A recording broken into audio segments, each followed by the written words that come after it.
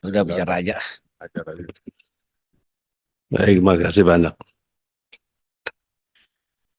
Pimpinan balik yang saya hormati, para menteri yang mewakili presiden yang saya hormati. Saya membaca teliti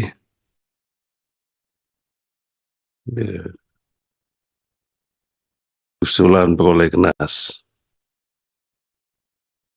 tahun 2025.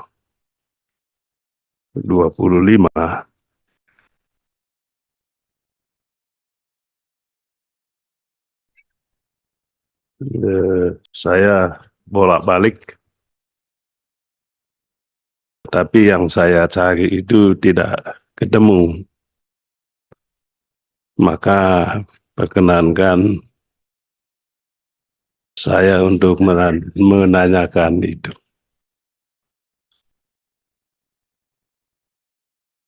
Saya tanya kepada pemerintah,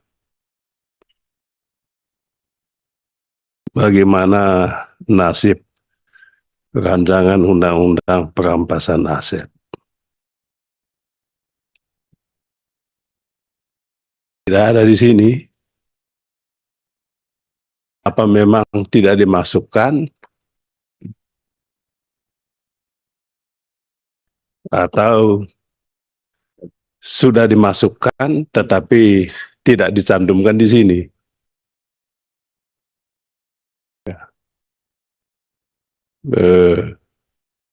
Mengapa saya menanyakan ini? Sebab semalam saya baca bolak-balik buku yang ditulis oleh Bapak Presiden kita, Presiden Prabowo. Buku itu tentang paradoks Indonesia. Saya membacanya bolak-balik. Dan dari awal sampai buku itu ditutup, semangatnya adalah semangat beliau, kegelisahan beliau tentang korupsi yang sudah merajalela. Saya rasa Presiden kita, kegelisahan beliau dirumuskannya dengan sangat singkat dan gamblang, cesplong di dalam bukunya itu. Dan inilah visi misi beliau untuk Indonesia maju. Tidak mungkin Indonesia maju, kata dia, kalau pemerintahannya tidak bersih. Berulang kali beliau mengemukakan itu di dalam buku Paradoks Indonesia. Dan saya yakin Bapak Ibu sekalian juga mendukung itu. Nah, tetapi apa yang disampaikan beliau, apa yang menjadi kegelisahan dan harapan beliau tidak nampak di dalam agenda prolegnas ini. Nah, kalau DPR masuk akal lah, karena DPR ini kan 9 kepala, 8 kepala ya, 9 lah dengan DPD. Tapi pemerintah kan 1 kepala. Nah, oleh sebab itu saya mohon penjelasan pemerintah tentang ini.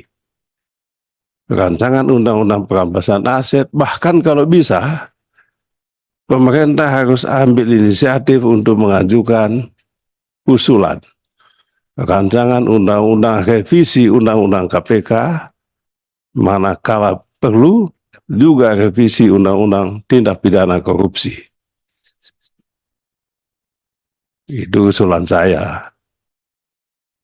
Nah, usulan ini mungkin tidak usah dijawab, tetapi yang saya mohon tadi penjelasan, saya punya hak untuk mendapatkan penjelasan itu. Mohon pemerintah menjelaskan itu dalam waktu yang tepat. Saat ini juga. Sekian dan terima kasih banyak.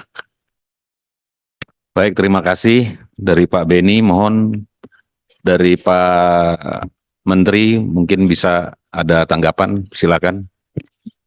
Baik, terima kasih Pak Pimpinan. Yang saya hormati, ada dua tadi hal yang terkait dengan pertanyaan kepada pemerintah. Satu soal RUU tentang desain industri.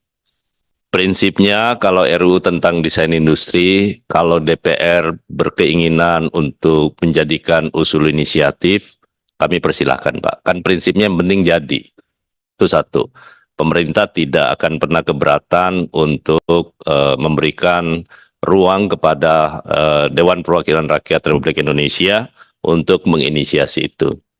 Hanya mungkin karena ada kebijakan dari pimpinan Badan Legislasi bahwa satu alat kelengkapan DPR untuk sementara bisa menyelesaikan satu rancangan undang-undang, kemudian nanti berikutnya bisa diisi lagi.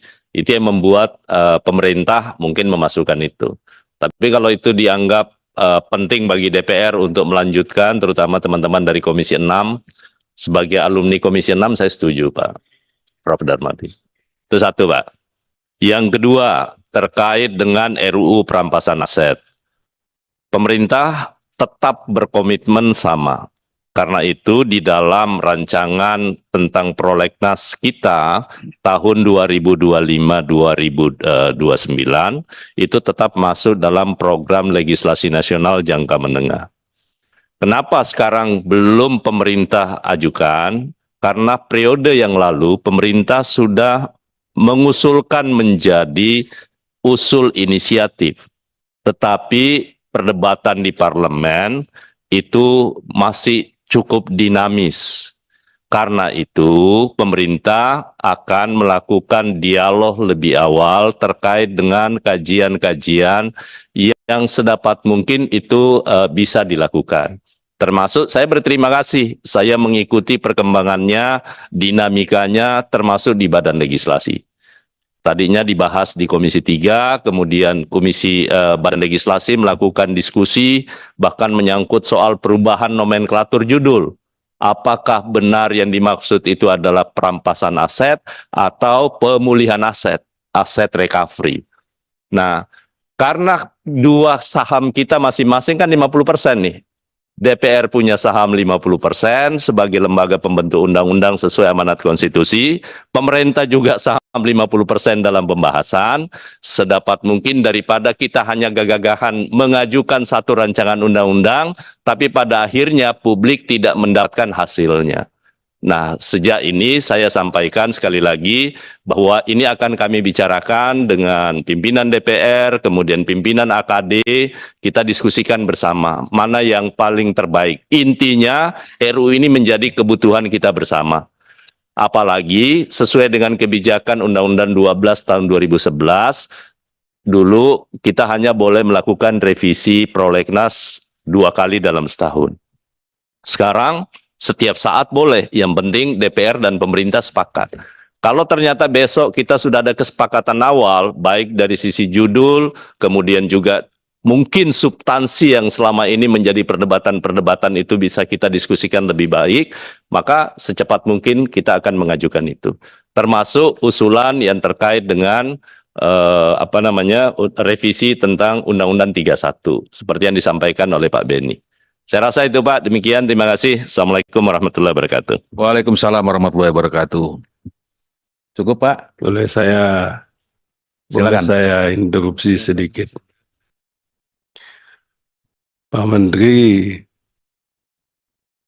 saat ini kan posisinya mewakili Bapak Presiden, posisi pemerintah, bukan ketua balik lagi. Oleh sebab itu, tentu tidak perlu pemerintah ikut-ikutan cawe-cawe ke soal teknis di parlemennya, balegnya. Kalau soal di balik itu soal kami di sini. Yang saya tanya tadi, pemerintahnya, kalau undang-undang tipikor kan ada. Saya baca ini. Makanya saya tanya, mengapa pemerintah tidak mengajukan itu? Rancangan undang-undang perampasan aset. Ajukan dulu. Soal pembahasannya di sini, itu kita di sini duduknya. Wong belum diajukan kok sudah dibahas soal ini. Saya rasa pemerintah harus ambil posisi yang jelas, sebab kami juga ketemu masyarakat, dituduh juga oleh masyarakat, oh DPR yang tidak mau. Kenapa DPR tidak mau membahas itu? Kami bilang ya, bukan DPR tidak mau membahas, pemerintahnya belum ajukan. Kalau memang ajukan, sudah diajukan, kapan diajukan itu?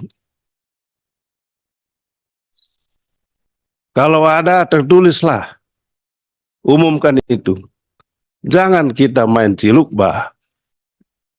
Bilang sudah ajukan, padahal belum. Bilang DPR yang tidak mau bahas loh. Bah, barang aja nggak ada, apa yang mau dibahas? Ya tentu ya, Pak Menteri yang punya presiden, ya tentu.